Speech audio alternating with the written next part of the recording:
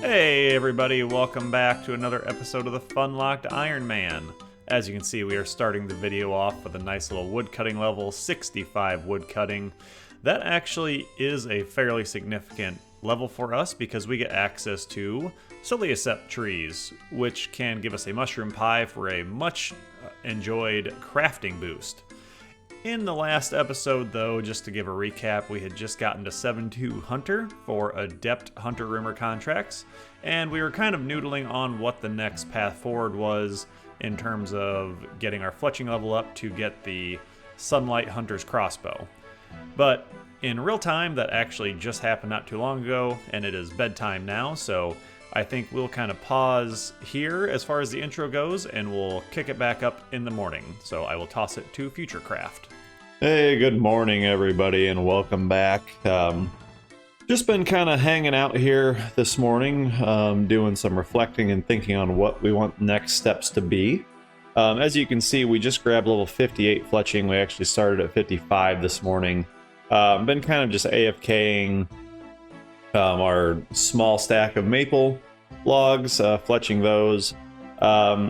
So, as you'll recall, last time around, we ended up getting the level needed to get the Hunter's Sunlight Crossbow, at least to get the components to make it. But 74 fletching is required to actually make the crossbow, from what I understand. Now, we're obviously a ways off of 74. There's a couple of options that we could do. One would be much quicker, I'm sure, would be to invest quite a bit in getting broad bolts. Broad bolts would require us to spend some of our, or not even broad bolts, but broad arrows. I don't remember which one's best. Either way, broad bolts and broad arrows would allow us to just buy the required items. So that goes a long ways. Just being able to spend our money, but I don't even know if we have enough GP to get there at only 2.4 mil, so that's a consideration. The other consideration is that we do need to spend Slayer points to unlock broad bolt fletching. That's not as big a consideration as I had been concerned about, because thanks to our Slayer training in the wilderness, we're really stacking up a lot of points. That would eat into those fairly quickly, though, because the plan for those was to save up enough points to basically, once we get to 58 Slayer, to really aggressively go out and skip until we get a Cave Horrors task. Although I guess we can kill those off task, but to save up for the Slayer helm unlock so we can craft all that stuff. But it may be better if we want to get that crossbow to just spend the money on the points and the money on getting our fletching up. But that requires more consideration. We do have more real world things to do today. That guy was super drippy walking in. I wish I could look like that someday. But long story short, after that ramble, what have we decided after all of our noodling and thinking this morning? We have figured out our AFK activity for a long while here.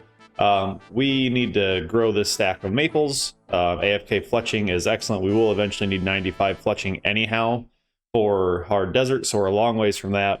So we are going to go back to AFKing maples. I don't think we will be doing it on the forestry worlds. Reason for that being, forestry is just not as AFK as I might like it to be. When you're on the forestry worlds, the trees go so quickly because there's so many people chopping on them. So I'm thinking we might end up just going to the Woodcutters Guild for our AFK time here in the near future. We need several thousand maple logs, and then we'll need several thousand more yew logs, and both those are easy to obtain in the Woodcutters Guild. So I guess actually with that said, let's go check that out so we can kind of take a peek at where we'll be hanging out for a while. Okay, so the Woodcutting Guild, for anybody that doesn't know, is over here in Corrend. It's down here. You can see we actually just used our Cardus Memoir to teleport here. One inconvenient thing if we choose to do the Woodcutting Guild method is I don't have a bunch of skills necklaces, or obviously the portal built in the house, or the jewelry box built in the house. So it's not as quick to get here as I'm used to it being from playing on the main. This isn't bad at all, though.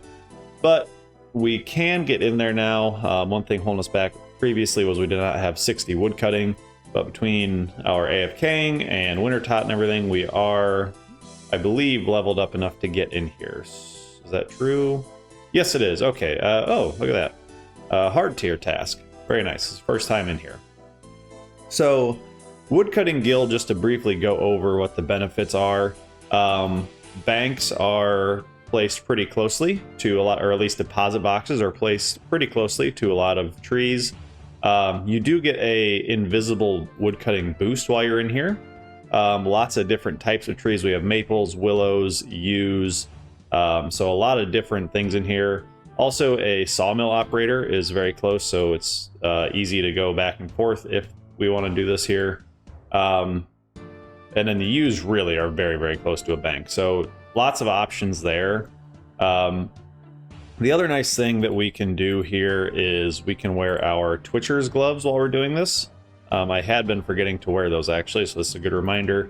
But these will increase the chance of us getting some clue nests, which is why I actually have a easy and a beginner in here. That way, when we are AFKing and woodcutting, we can't get another easy clue, and hopefully we can get some mediums to start working on that. Hey, Editing Craft here. I have since learned that that is not how clues work as far as obtaining them from things like woodcutting and geodes and stuff. The way it works is they always roll down. So you could roll for an elite clue, fail that, and then roll for a hard, and all the way down to a beginner. But they do not work the opposite way from what I understand now reading the wiki. Is there's no world where you roll a beginner clue, it sees you have a beginner clue, and then it ups it to an easy. So these will just sit in the bank as kind of a waste for a while until real-time craft figures that out. But back to him. You can see the redwoods here. We're a long ways away from those. Magic trees we're not going to bother with for a long while either. But the last thing that's in here, which we may as well do, I suppose, while we're here right now, is there is this chicken shrine here in the Woodcutting Guild. And you end up using these eggs on it. So I have a few of these stacked up just from doing different things, so why not go ahead and use these quick. I don't plan to make big stacks of these. They're fairly rare, so we'll do them every so often, but I'm not going to build them up in any big capacity. But you just use it on the shrine, and you get some nests, some prayer XP, 100 prayer XP per, and there's a chance to get a rare outfit piece, but that's not really what I'm interested in. I'm more just interested in getting the prayer XP and the seed nests, because seed nests are always useful on an Iron Man account, so we can continue to grow our farming level. So if we knock out these last 4 green eggs, 2, 3, 4. Perfect. So we end up with some more bird nests. So basically, when you get those egg bird nests, you double your nest. It's as good as getting 2 nests, which is kind of awesome. Willow seed is great. Banana tree seed is not. We'll still keep that just in case. But let's find out what seeds we ended up with here.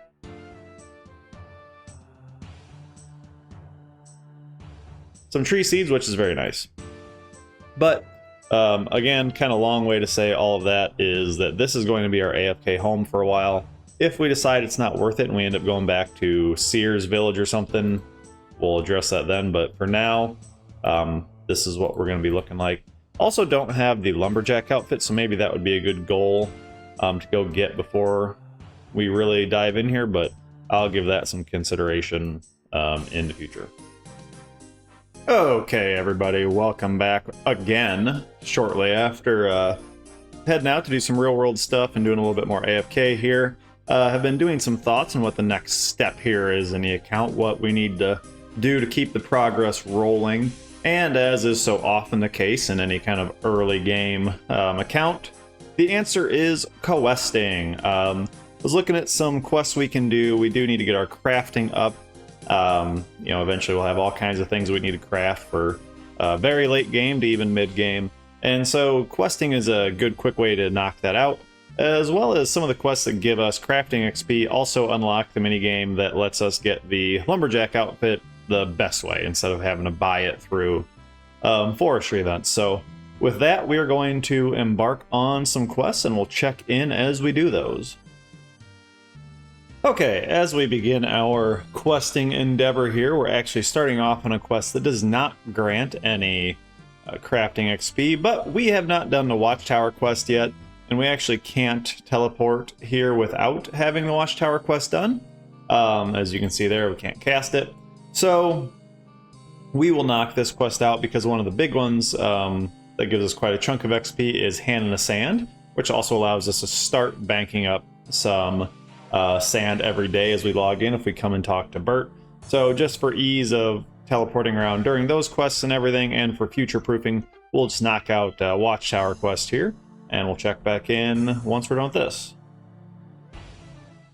Okay, and one half of the Packers game later, we have finished Watchtower. So that means the citizens of Yanil, our good friends, all the humans in Yanil, are safe from these dastardly ogres. We get magic level 68 for our troubles. Enchant Dragonstone jewelry, that's helpful once we get some Dragonstone jewelry. And crossbow bolts, which we don't really care about.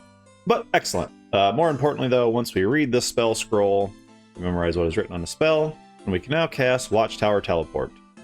So we can now teleport here right next to Yanil instead of having to use the fairy ring, which you can see here. So that'll certainly speed things up. But now we can go start the actual first part of our little quest mini marathon here, and that is Hand in the Sand with our friend Bert.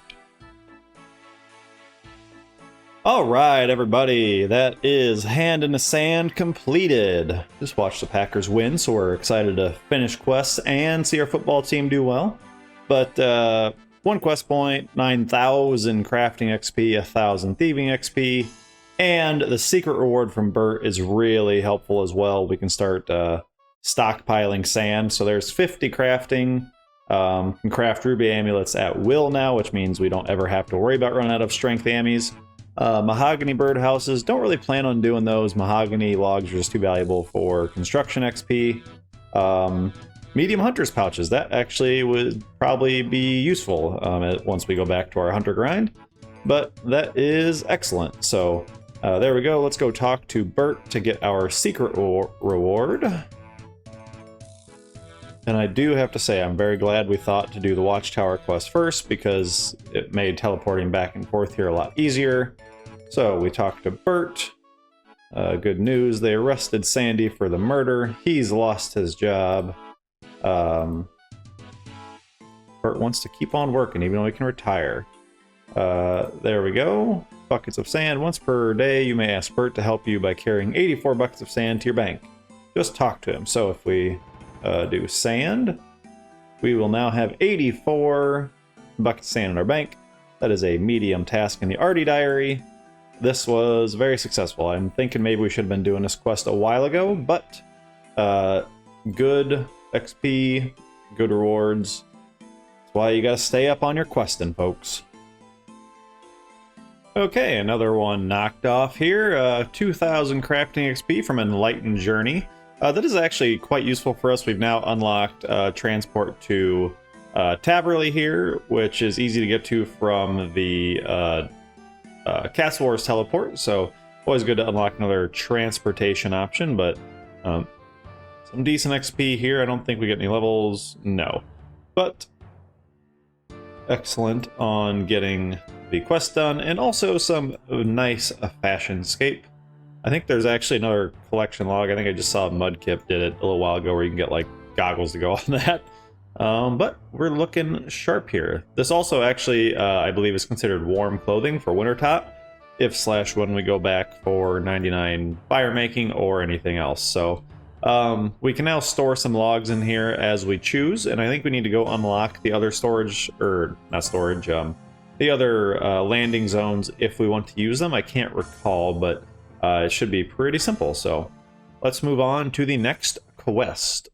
Okay, as we prep for our next quest after doing some hot air ballooning around, we need one more just regular steel sword, and that should get us... Oh, we're just slightly short. Let me see if we need anything else.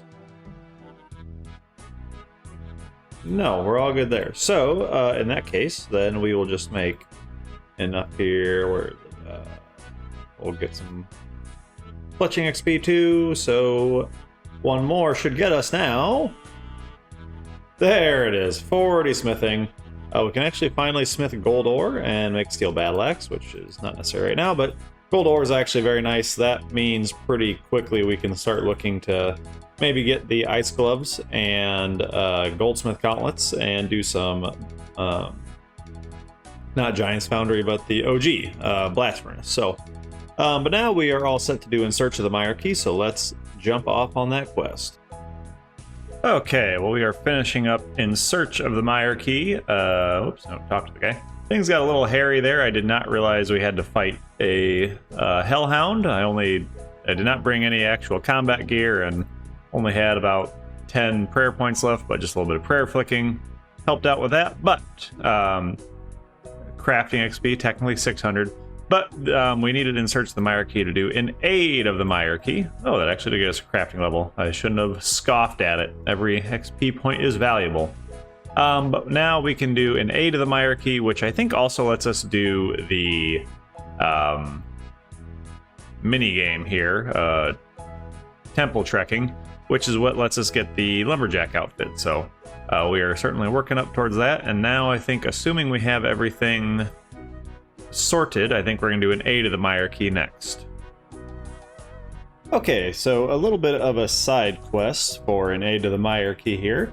One thing I did not realize was we need a mithril bar for this quest. We, of course, do not have the level required for mithril bar as an Iron Man, and we can't just go buy it off the GE, of course. And so did some looking around, and apparently Chaos Dwarves here have a chance to drop the Muddy Key, which opens the Muddy Chest in the Lava Maze, which always drops a mithril bar. Or they also just have a 1 out of 18 chance to drop a mithril bar themselves. So that is why we are hanging out in the wilderness during prime time on a Sunday. We'll see, hopefully we can get out of here easy peasy, but we'll be here until we get either the Muddy Key or mithril bar. Either way, that will guarantee us the drop. So check back in a little bit. Hey, there it is. This an Iron Man, getting like a 1 out of 20 drop sometimes feels like winning the lottery on some of the big boss drops. That felt like almost getting a collection log slot. So there we go, mithril bar done. We can continue on with In Aid of the Myarchy. It's also good to know that those guys are up here if we need, a few more mithril bars for anything in the future. It's really quick and a pretty quiet part of the wilderness, so let's get out of here before we get PK'd for this little beauty and continue on the quest. There we go, a fairly big one. In Aid of the Myarchy unlocked, or completed, I should say. Couple quest points, but the big things around here are access to Berg, which gives us even more incentive to start knocking out these Mauritania diaries so we can get the teleport here. 2,000 XP and all these stats. Access to temple trekking, again, that lets us get the lumberjack outfit. Boosts our XP for when we're AFK woodcutting. And also something that's just great for the account in general is Berg is the spot where there's a few clue steps. So that will allow us to complete more and more clues, hopefully do things like complete our god books and other great stuff like that. So this is kind of a big one, a nice one to have knocked out here. So let's continue on. Okay, so as we take a break from those longer quests we did, we're knocking out a nice little short one here, getting ahead over in Kebo Slowlands. It's very, very quick, but the main reason I'm checking is I am curious. So this is the new costume needle, obtained from the new quest in Adara, is that right? Over here, Alderan. So this is the new thread. It's supposed to act like a threaded needle in 1/4 close. And I'm curious whether it works here. So if we drop this needle, this, like the quest helper, doesn't think we have it anymore, but I wonder if this will actually work. So if we attach the fur to the clay head. Yes, okay, so it does work, even if it's not doing actual crafting stuff. I kind of assumed it would, but I just wanted to double check, so we'll knock this out. It's a couple more things. I think we need to put some dye and stuff on it, but we'll knock this quest out in short order now and get finished up. And it will be built shortly. There we go. Oh my god, that looks so ugly. That's so funny.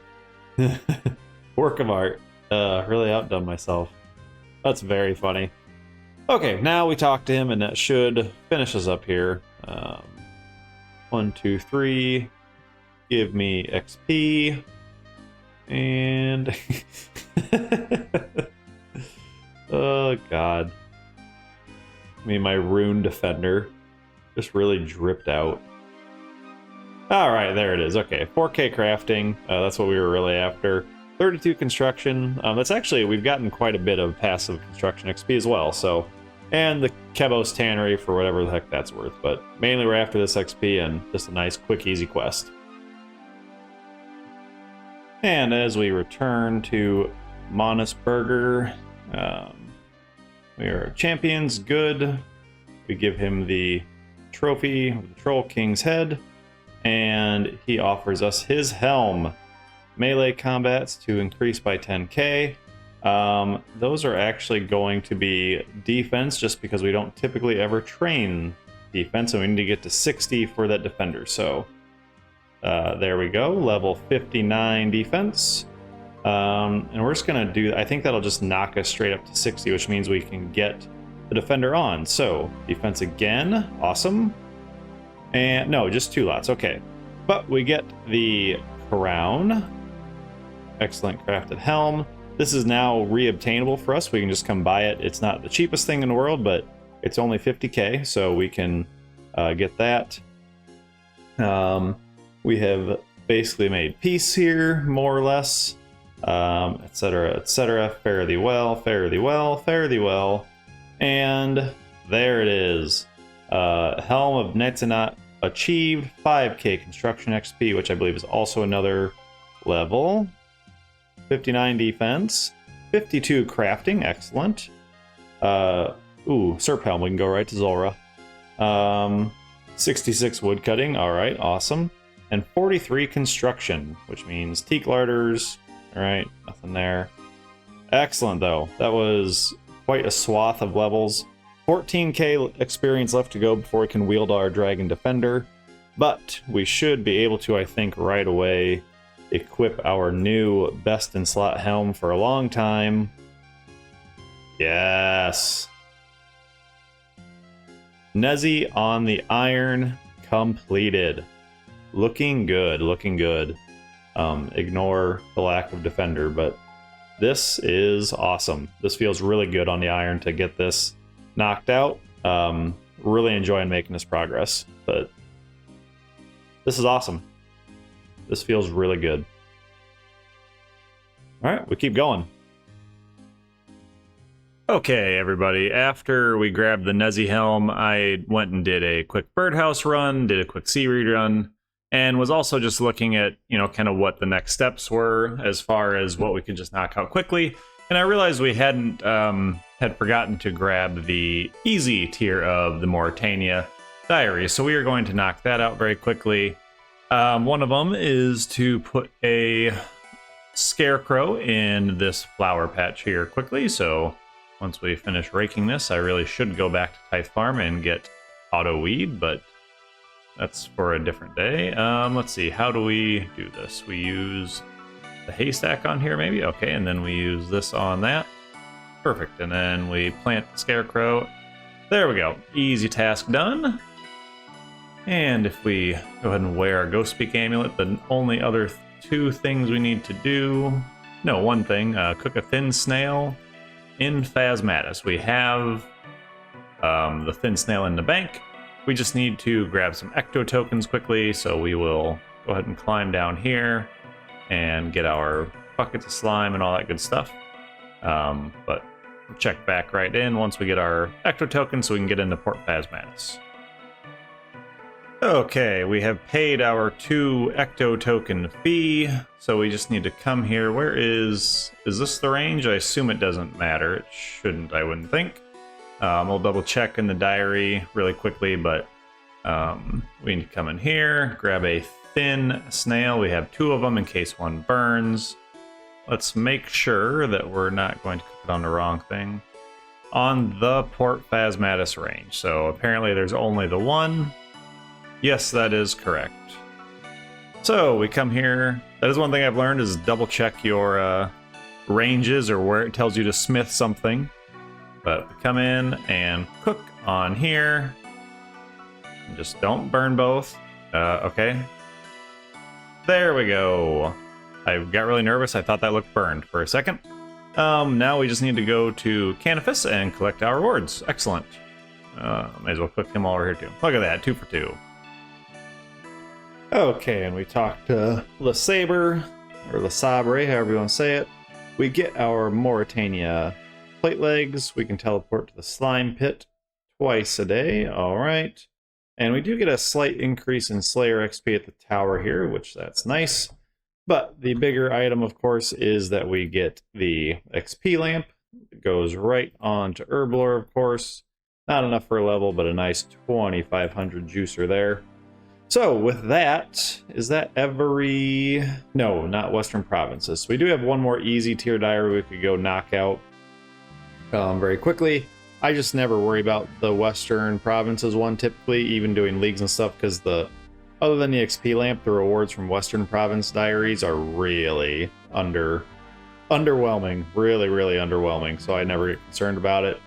Having said that, it is kind of the end of Sunday night here, so about to pack it in for the evening. Need to consider what we want to do for the near term here. Obviously, long term, we've got plenty of goals, but one is, knocking out some of these medium tier diaries. We are close to being able to do lots of those. Many that we could probably knock out already, and others that just need a very short grind in levels to get there. So that'd be a good way for us to have things to focus on. But I do think as we look towards tomorrow and the rest of the week, I should have the opportunity to be in the wilderness during some pretty dead times. And I really want to rush to 58 Slayer. I really want to get that Slayer mask. So that may be what we do. I'm thinking tomorrow and the rest of the week, we're either going to be knocking out Slayer in the wilderness to continue on that 58 Slayer grind, or we're going to dive into some of these medium diaries and let them dictate our grinds based on what levels we need. So we'll noodle on that tonight, but that is going to be one or the other. We'll either be doing 58 Slayer, or we'll be following some of our medium diaries and letting them tell us where we go. But today's been a very good day. Obtained the Nezi helm, got 52 crafting, my least favorite skill, a couple Herblore levels, some other levels just from general skilling or questing. Knocked out a lot of quests, got temple trekking unlocked thanks to the Meyer Key quest we did, which means we can get the Lumberjack outfit. And again, the big one, Nezi helm unlocked as the best in slot helm for a long time. So we will see you guys next time. We'll check back in after a good night's sleep and decide what we want to do in the morning. Hey everybody, good morning. Just finished up the medium diaries last night, and here we are back at our AFK spot after doing some video editing. The maple stack is at 570, so that's looking good. And after doing some thinking on our question last night of 58 Slayer in the Wilderness or more medium diaries, came to the realization that a requirement for many medium diaries is the Myth Grapple, which in itself is not that big of a deal to equip. The range levels are not that far away, but we are quite a ways away from the smithing requirement to make our own Myth Grapple as an Iron Man. And because of that, I think the best thing for us to do is head to the wilderness, do some Slayer, try to get some gold ore drops from some of the monsters or Laren's chest, and try to get 59 smithing in the bank that way. So that is the play, but that's going to be for next video. We've done a lot in this video yesterday, and all that questing, it's time to sit down and start editing it together. So appreciate you guys being here through all this. If you're still here, I'd love a like and subscription on the video. And until we see you in the next one, stay grinding, everybody.